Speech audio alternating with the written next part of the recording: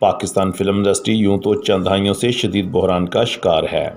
इसके बावजूद अच्छे हालात की उम्मीद रखते हुए मुतअद्दिद फिल्मसाज आज भी फिल्म इंडस्ट्री को अपने पांव पर खड़ा करने के लिए कोशिश हैं। इरफान खान की फिल्म फर्स्ट लव का म्यूजिक इशफाक अली ने तरतीब दिया है, जो कि अनकरीब सिनेमाघरों की जीनत बनेगी।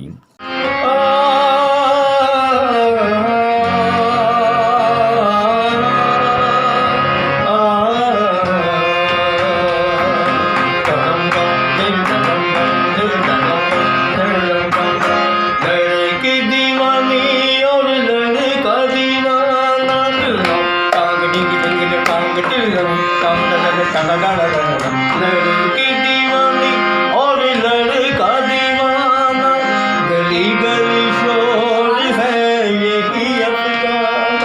लोगों में देखो रे होने लगी है बातें हजारों सनम, अपना तो फर्स्ट लव यार है, लव से ये संसार, अपना तो फर्स्ट लव यार